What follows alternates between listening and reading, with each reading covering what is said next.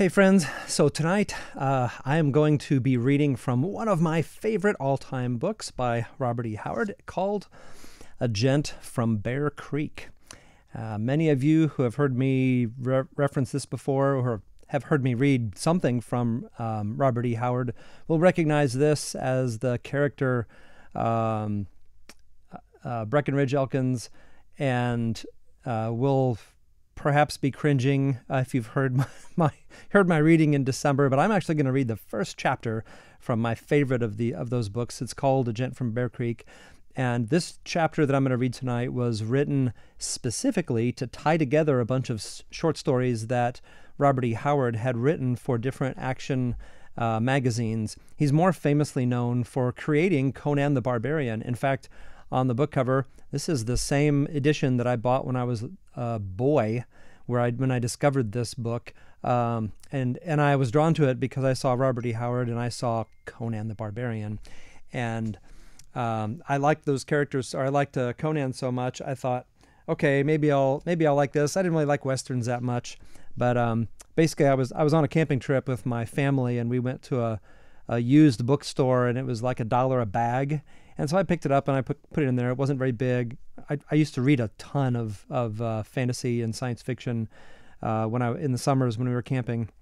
And my dad, that night, I was reading something else. My dad took this book out and started reading it and just started laughing. And we were like, is something wrong with Dad? Because he's laughing so hard, like his face was turning red and he was having a hard time breathing. My dad loved this kind of humor. So my dad started reading it aloud to us every night. He'd read us a chapter or two, and I really gravitated towards this. Maybe more than my brothers and sisters. They liked it too. I'm convinced. If you're watching Barney, Dave, I know you like this, even if you don't admit it. So I love the story. I'm going to read the back cover real quick, and then I'll show the other copy that I have. It says, Robert Howard's legendary fantasy warriors, Conan, Kull, and Cormac, are joined by a new breed of hero, Breckenridge Elkins. Larger than life, bolder than bold, stronger than strong, Breckenridge Elkins does battle with grizzly bears, mountain cats, and a demon of a stallion named Captain Kidd.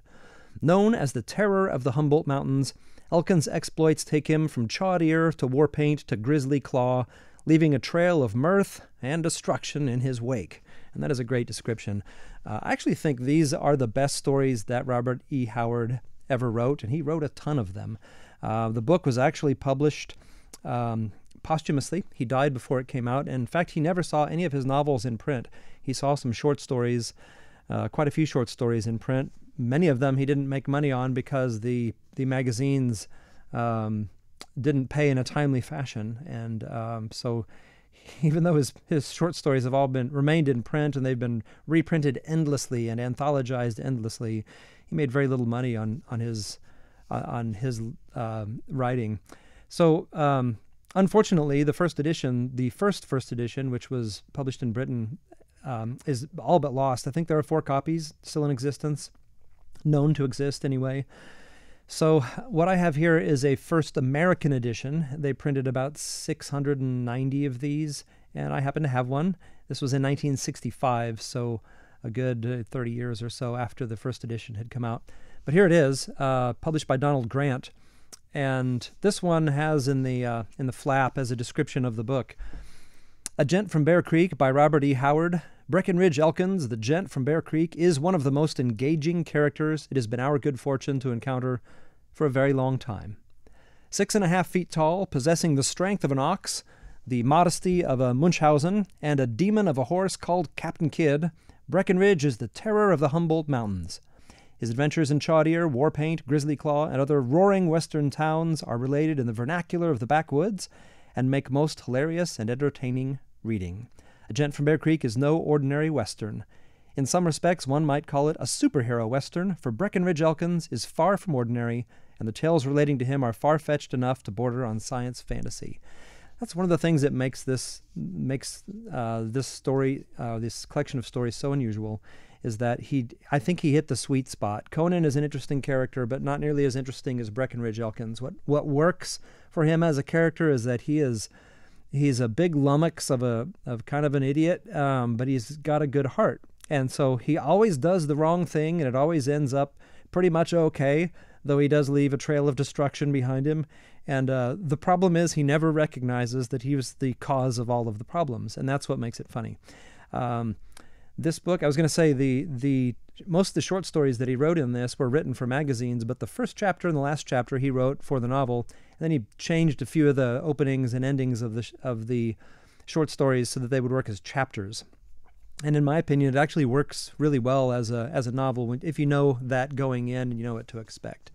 So one more thing, I'm going to take a drink of my iced tea here to clear my throat a little bit, because if you saw me do the reading in front of the fireplace of a different story, Breckenridge Elkins' story, you know that I can't read this without doing it in what I consider to be the definitive Breckenridge Elkins voice. I realize that's arrogant,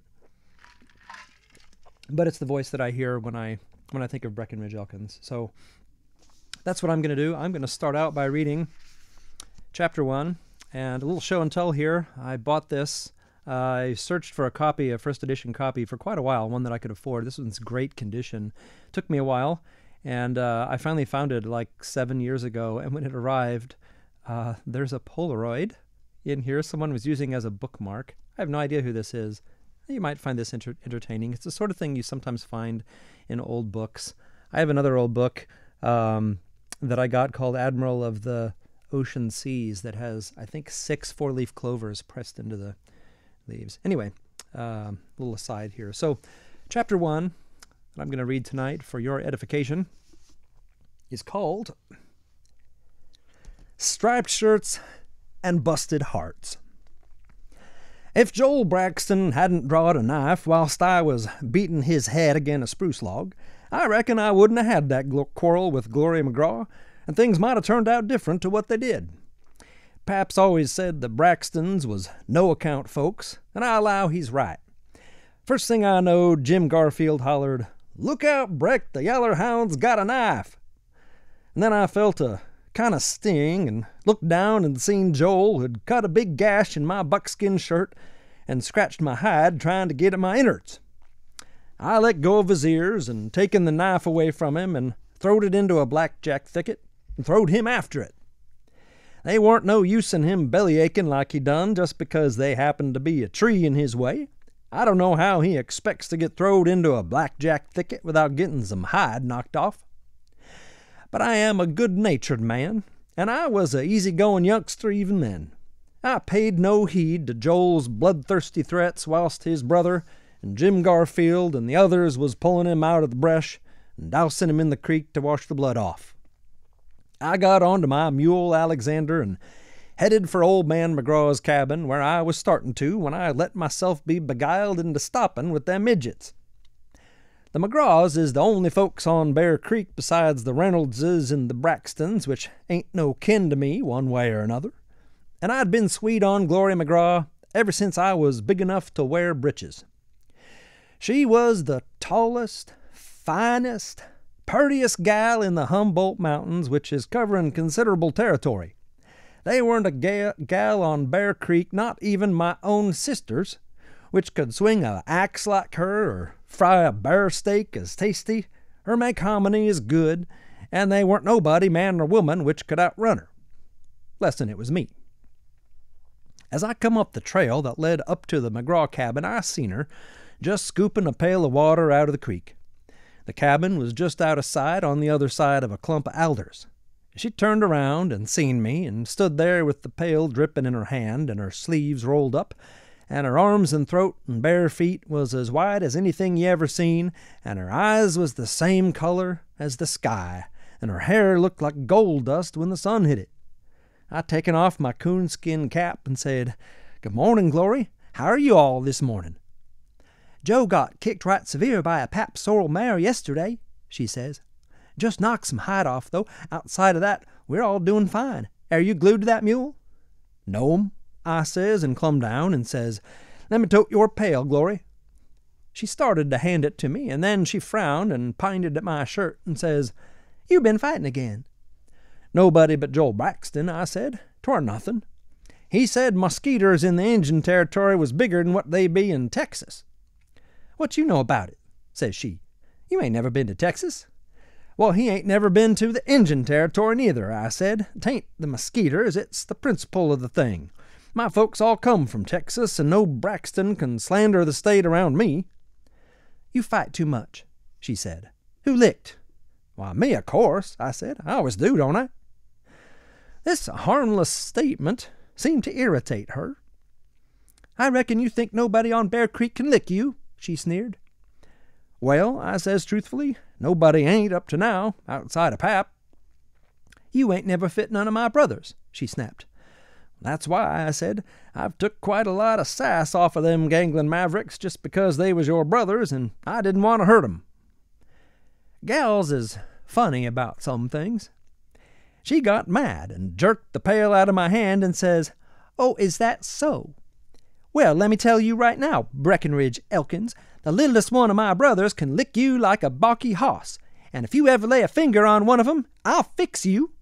And furthermore and besides, there's a gent up to the cabin right now which could pull his shooting iron and decorate your whole carcass with lead polka dots whilst you was fumbling for your old cap and ball pistol. I don't claim to be no gunfighter, I says mildly, but I bet he can't sling iron as fast as my cousin Jack Gordon. You and your cousins, says she, plenty scornful. This feller is such a gent as you never dreamt existed. He's a cowpuncher from the wild river country, and he's riding through to Chawed Ear, and he stopped at our cabin for dinner. If you could see him, you wouldn't never brag no more.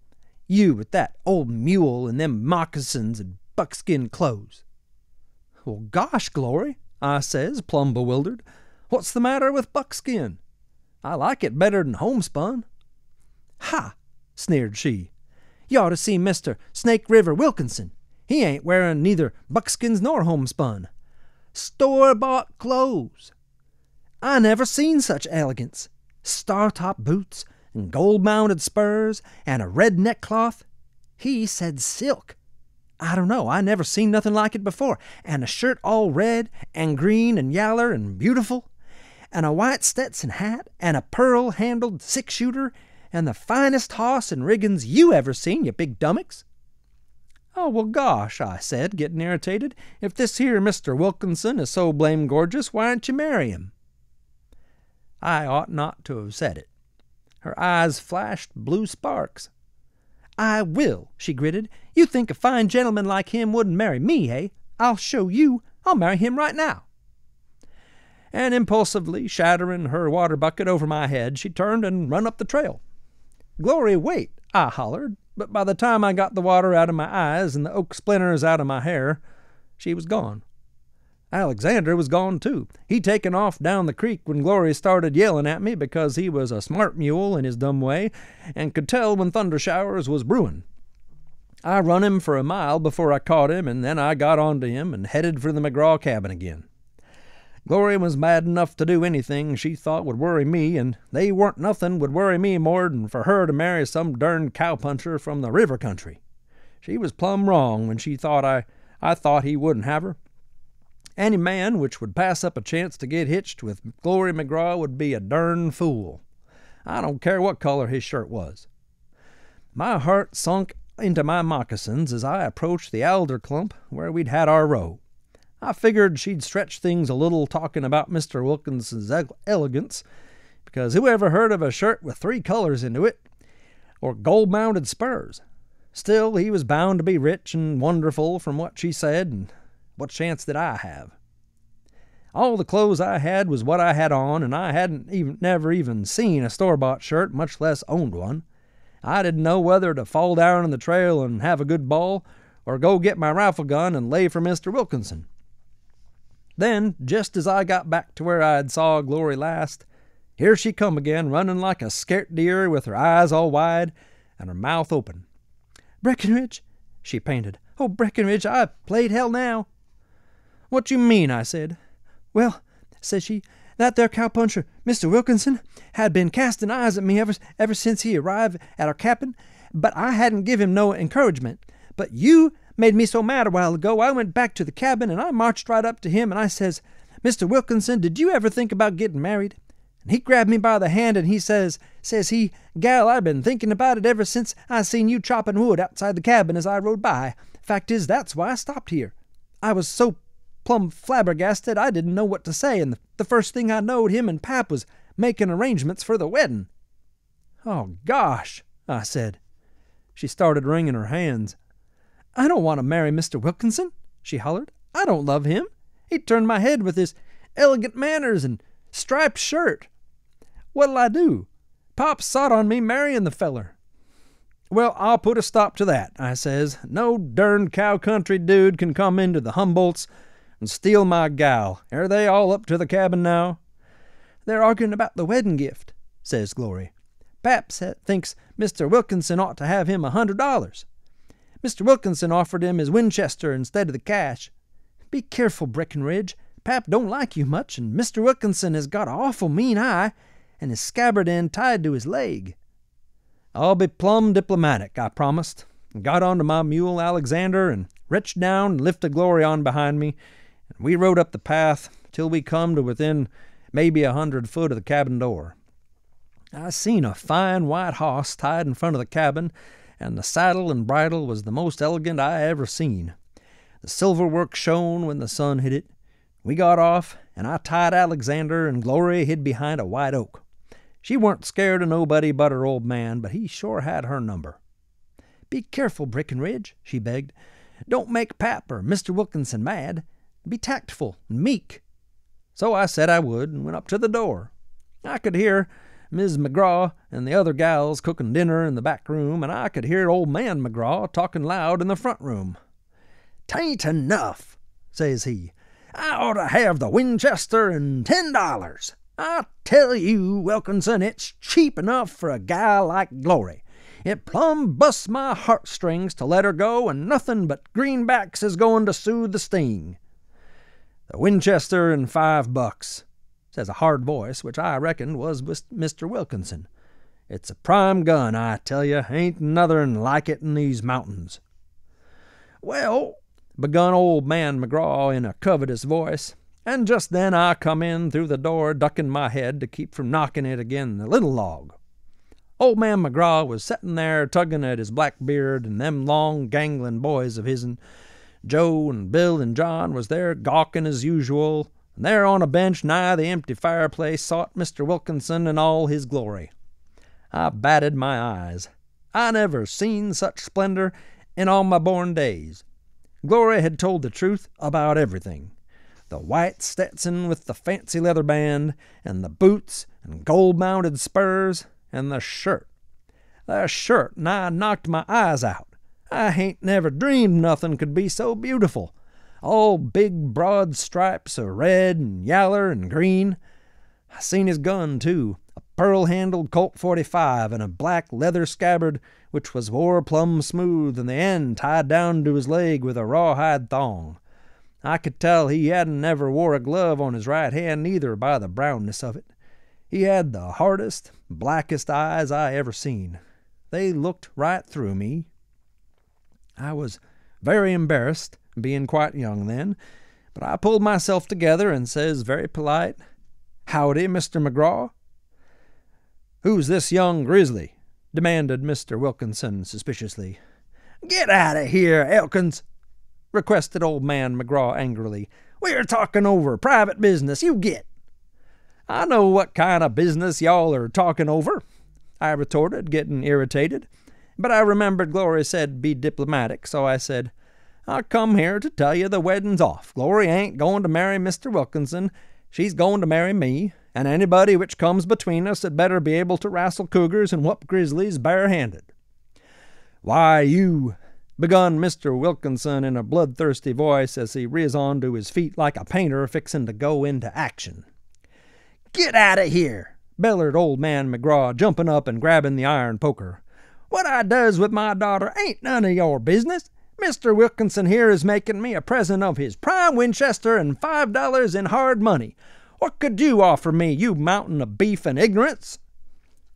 "A bust in the snoot, you old tightwad," I replied heatedly, but still remembering to be diplomatic. They warn't no use in offending him, and I was determined to talk quiet and tranquil in spite of his insults. So I said, A man which would sell his daughter for $5 and a gun ought to be ed alive by the buzzards. You try to marry Glory to Mr. Wilkinson and see what happens to you, sudden and unpleasant. Why, you, says old man McGraw, swinging up his poker, I'll bust your fool skull like a egg. Let me handle this, snarled Mr. Wilkinson. Get out of the way and give me a clean shot at him. Listen here, you jack-eared mountain mule. Are you going out of here perpendicular, or does you prefer to go horizontal?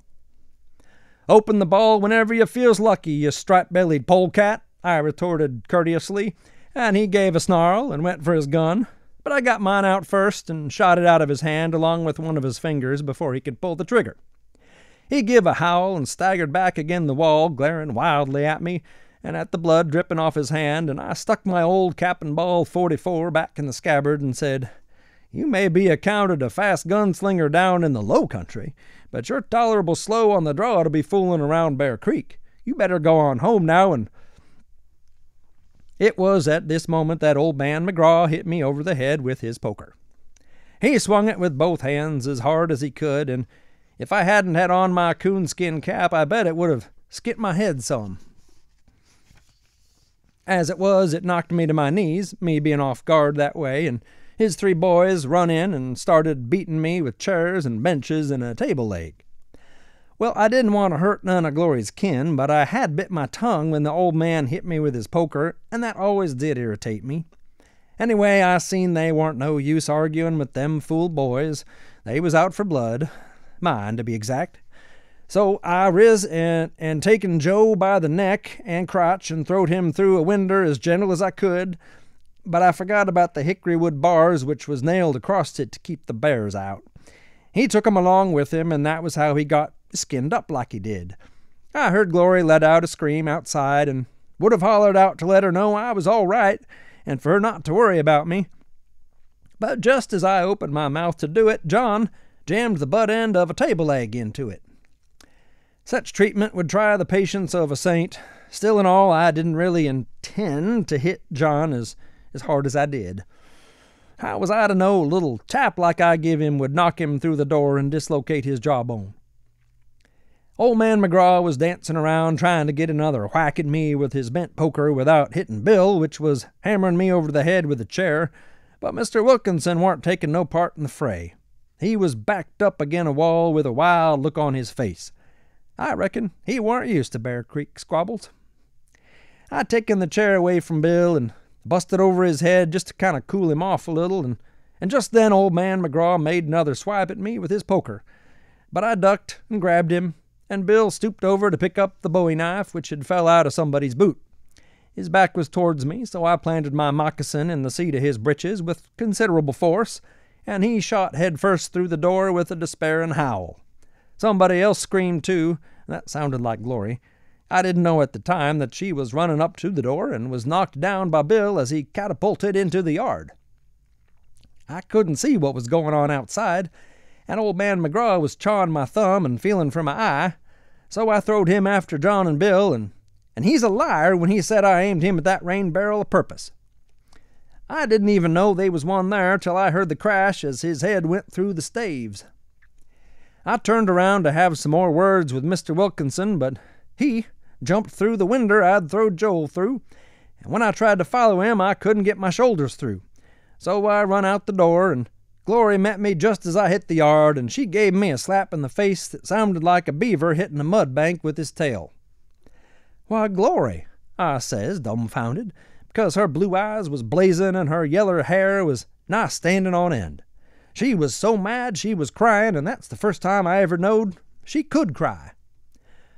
"What's the matter? What have I did?" "What have you did?" she raged, doing a kind of war dance on her bare feet. "You outlaw! You murderer! You jack-eared son of a spotted-tailed skunk! Look what you done!" She pointed at her old man dazedly pulling his head out of the ruins of the rain barrel, and her brothers laying around the yard in various positions, bleeding freely and groaning loudly. "You tried to murder my family," says she, shaking her fist under my nose. "You throwed Bill onto me on purpose." "I didn't neither," I exclaimed, shocked and scandalized. "You know I wouldn't hurt a hair of your head, Glory. Why, all I done it for you." You didn't have to mutilate my pap and my brothers." She wept furiously. "Ain't that just like a gal? What could I done but what I did?" She hollered, "If you really loved me, you wouldn't have hurt him. You just done it from meanness. I told you to be calm and gentle. Why ain't you do it? Shut up, don't talk to me. Why ain't you say something? Ain't you got no tongue?"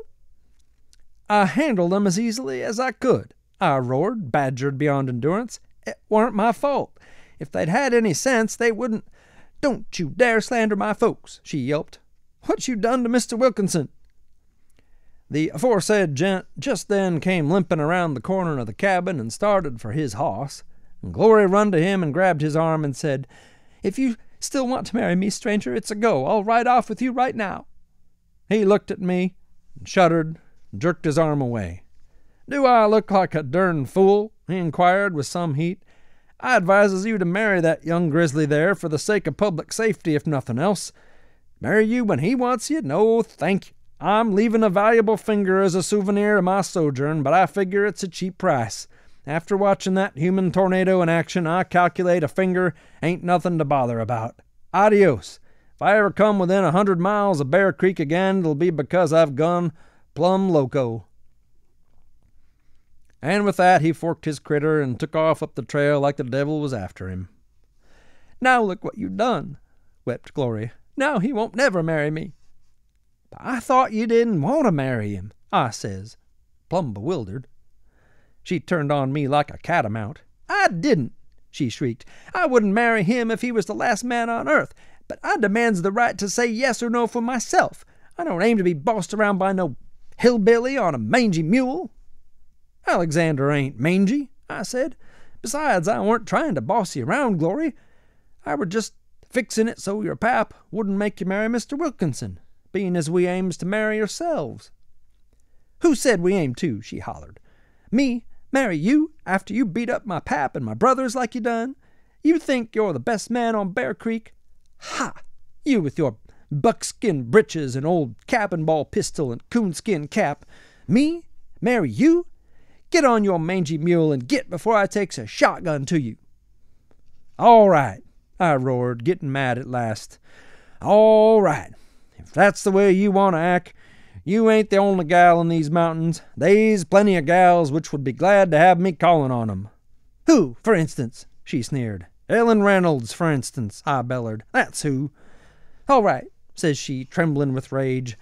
"Go and spark that stuck-up hussy on your mangy mule with your old moccasins and cap and ball gun. See if I care." "I aim to," I assured her bitterly. "And I won't be on no mule neither. I'll be on the best hoss in the Humboldts, and I'll have me some boots onto my feet, and a silver-mounted saddle and bridle, and a pistol that shoots store-bought cartridges, too. You wait and see." "Where you think you'll get 'em?" she sneered. "Well, I will," I bellered, seeing red. "You said I thought I was the best man on Bear Creek. Well, by golly, I am, and I aim to prove it. I'm glad you give me the gate. If you hadn't, I'd 'a' married you and settled down in a cabin up the creek somewheres and never done nothing or seen nothing or been nothing but your husband. Now I'm going to plumb bust this state wide open from one end to the other, and folks is going to know about me all over everywheres." She laughed bitterly. "I'll show you," I promised her wrathfully as I forked my mule and headed down the trail with her laughter ringing in my ears. I kicked Alexander most vicious in the ribs, and he gave a bray of astonishment and lit a shuck for home. An instant later, the alder clump hid the McGraw cabin from view, and Glory McGraw and my boyhood dreams was out of sight behind me. Okay, that is the end of the first chapter of A Gent from Bear Creek. Hope you enjoyed it. What did I want to say about that? I don't know. I don't remember. Want to talk a little bit about the Good Books Guide, which you may have seen on our website. Still available for free, and we are still doing monthly book bundle giveaways. So we just picked the winner for March, since today's April 1st, and notified her, and we will be announcing that in a couple of days when we announce and send out an email about the next book bundle, which has quite a few really cool books in it. I don't think what we have this time, 11 or 12. So starting with The Little Prince, which some of you will have heard of. One of my other all-time favorite books, The Dun Cow. The Book of the Dun Cow by Walter Wangerin Jr., same author who wrote The Crying for a Vision, which I read from last week. Then we have Patrick Ness's A Monster Calls, which was made into a movie, but the book is astonishingly emotive and very interesting, and the artwork that goes with it is also really cool. It's a very interesting blend of arts. Then we have Kate DeCamelo's Because of Winn-Dixie, and Catherine Peterson's The Bridge to Terabithia. You'll also notice that quite a few of these are award winners. One of my favorite older books from George MacDonald, At the Back of the North Wind. And there were a couple of things I wanted to say about these. See if I can get to them. Here's The Secret Garden, you will have heard of, probably. And we have a hardcover version of Charlotte's Web, another Newbery, one of the Newbery Honor book, I believe. Yeah, Charlotte's Web, hardcover version. And then we have The Inquisitor's Tale, which has the original award sticker on it. This is brand new, and it's also in hardcover. And that's one I have not read, but is on my list to read. Here's another one. I haven't read this one either. This is a National Book Award finalist by Martin Levitt. It's called Ketra and Lord Death. And then we have Marcus Zusak's The Book Thief. And this is a special edition in hardcover, still shrink-wrapped actually, it's the special anniversary edition. So that might seem like that's a lot of books, but I'm not even done yet. There's two more. We have The Old Woman Who Named Things by Catherine Brown. Really cool story and interesting artwork. Let me show you a picture here. Let's see if this communicates anything. And a really interesting story, too. I'm not going to ruin it for you. And then another one with interesting artwork that is has the sticker on it, too, the original sticker, the award sticker. This is called St. George and the Dragon, and this is the 25th anniversary edition, and you can see the artwork and the text on this. It has more text than you would think from a picture book, but anyway, that's our haul for April. So you don't have to buy anything to be entered to win, but if you share the Good Books Guide on Facebook, you will actually get more. You'll get another point, or sort of like another raffle ticket for every time you share it. But if you get people to sign up, it actually awards you 20 points for people who sign up for the Good Books list. So it's kind of incentivizing people to share the Good Books Guide. And that's it for this week. Next week, we'll have another book that I'll be doing Monday night. And yeah, I'd love to hear your thoughts on A Gent from Bear Creek in the comments, and hope you guys enjoyed it. Talk to you later.